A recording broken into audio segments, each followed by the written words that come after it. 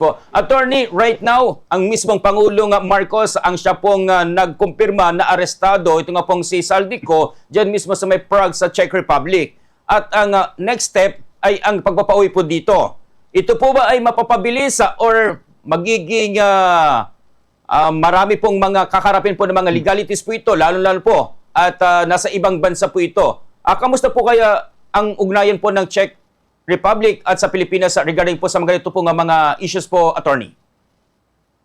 Napakabilis na yan. Ma-expect natin that Saldico might be back here in the Philippines in the next coming days. Kasi nasabi naman ng gobyerno natin na since December na cancel na yung Philippine passport niya. Kaya kung saan siya mag-move, magiging illegal.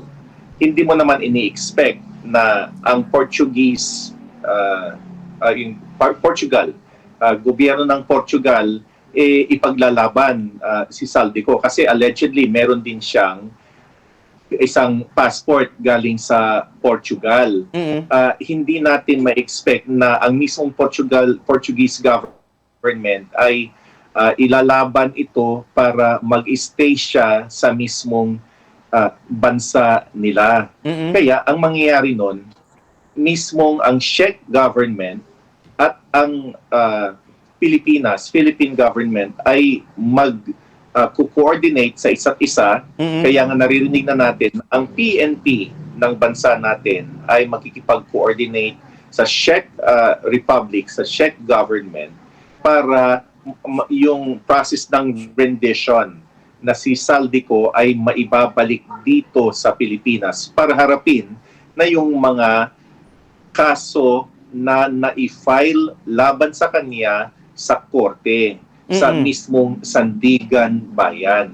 Ganon kaklaro ang mangyayari dahil sa pagka-aresto ng Czech government kay Saldico. It's only a matter of days. Pero ito yung parang guarded optimism na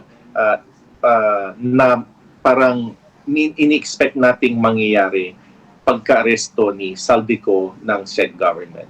Oo. So mas mabilis po ito kumpara po sa nangyari po kay Teves po, attorney?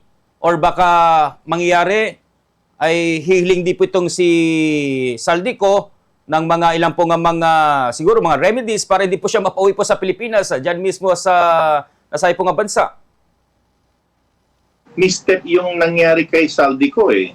He could have used his Portuguese passport. Pero ang nalaman lang natin kasi ay ang pag-announce ng ating presidente na naaresto na nga si Saldico. Pero the fact na inaresto siya ng isang sovereign government, they could have just allowed him to pass through or to stay without arresting him. Pero aware malamang ang gobyerno ng Czech Republic sa mga kalokohan, krimen na nangyari na siya ang perpetrator kay inaresto. Ostensibly dahil wala siyang documents.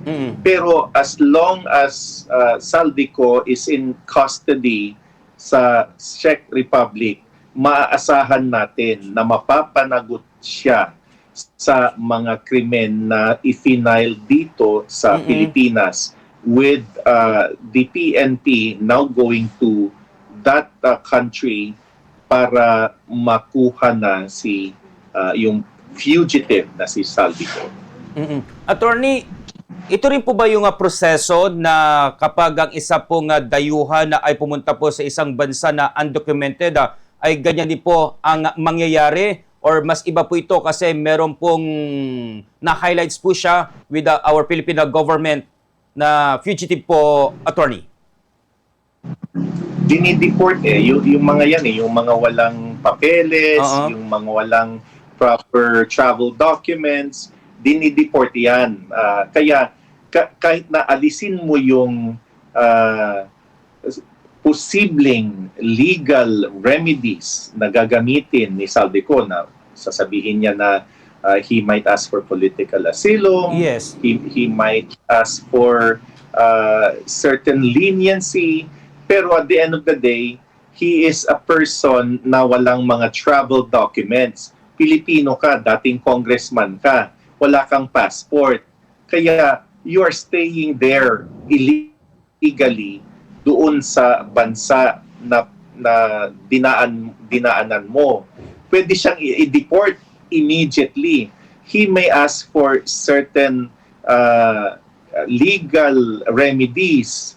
Pero pag ang gobyerno ng Czech Republic ay nag-decide na i-deport na siya, mas lalo na dahil sa kanyang baggage na siya nga ay harap niya ang napakalaking kaso ng graft and corruption at plunder sa gobyerno natin, ay talagang i-deport yan at ibabalik dito sa Pilipinas. Which is actually a good thing.